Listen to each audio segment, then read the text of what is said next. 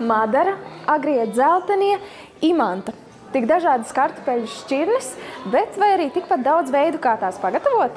Vidzemes inovāciju nedēļā norisinājās pasākums Kartupeļi vieno, izzinot stāstu par kartupeli agrāk un arī šobrīd.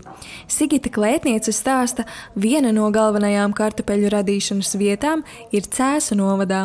100 gadus atpakaļ jau tika nodibināta Spriekuļos selekcijas stacija, kurā ļaudis nodarbojās ar jaunu šķirņu radīšanu. Un tas bija vajadzīgs, lai pielāgotu kartupeli kaut kādām nebūtu vajadzībām, kas tajā brīdī bija. Piemēram, kartupeļu putri, ja garšo, tad kartupeļu putrai vajag tādu un tādu šķirni, kura jūg tur vārīšanās procesā un tā tālāk. Tad arī cepšanai. Mūsdienās, piemēram, 100 gadu atpakaļ frī kartupeļus nezināja. Mūsdienās vajag atkal citu šķirni, lai viņus tur varētu vieglāk cept. Ir pat radīta speciāla šķirne un tieši arī Priekuļos, no kā gatavo spirtu. Tā kā spirta radīšanai, jo no kartupeļiem izrādās ražo arī spirtu. Vanadziņa restorānā inovāciju nedēļā Cēsīs norisinājās arī kartupeles gardēdim vakars, kur šis dārzenis godāts dažādās variācijās. Viens no interesantākajiem ēdieniem, kur izmantots kartupeles, ir kūka. Kūka praktiski iespējams ir izmantot, es domāju, ka plašu to kartupeļu klāstu. Kartupeles jogla, kas nebija tā kā sākotnēji domāts, bet mēs aizstājām, lai es plašāku kartupeļu to šķirņu loku varētu pamēģināt. Un kūkā reāli trešā daļa no visām sastāvdaļām ir kartupeļi, kas ir pirms tam izvārīti, un caur sietiņu sabērsti biezenī un tad tiek iemaisīts iekšā. Godīgi sakot, nebija nācies tā taisīt tieši kartupeļu kūku.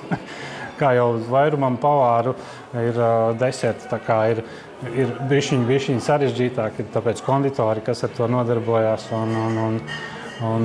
jā, pats sevi pārsteidzu godīgi, kad sanāca tik garšīgi. Ēdieni, ko var pagatavot no kartupeļiem, ir patiesi daudz. Vārīti, cepti kartupeļi, frī kartupeļi, kartupeļu biezenis, kartupeļu klimpas un gnoči, sacepumi dažādi. Tur jau vien ir tūkstots, vai ne? Dažādas krēmzupas, čipši un saldēdieni, kur tiek izmantot kartupeļu cieti, kas ir liela kartupeļu sastāvdaļa. Kas man virtuvē bieži nodara un patīk no kartupeļu cieti veidot čipši, kur sataisa kartupeļu cieti ar pieņemsim zivs vai cūgaļas buljonu, izkaltē un pēc tam nofritē vai izcep krāsnī. Ļoti dažādas garšas un interesanti izskatās. Jā. Kartupeļu dažādība slēpjas gan to pielietojumā un arī krāsās. Šie krāsainie kartupeļi būs zupā, kā kartupeļu tartars, nedaudz puraviem. Sajauksim īsi pirms pasniegšanas, sajauksim kopā, uztaisīsim foršu garšu, saliekam bļodiņās un uzliesim zupu. Tā kā būs, domāju, ka ļoti skaisti. Par kartupeļu vēsturi un to lomu mākslā inovāciju nedēļā stāstīja mākslinieks un skolotājs Džefrijs Alens Praiss. Viņš norāda, ka arī ideju par kartupeļu vakariņām ierosinājis viņš, iedvesmojoties no 18. gadsimta franču agronoma Augustīna Parmentier.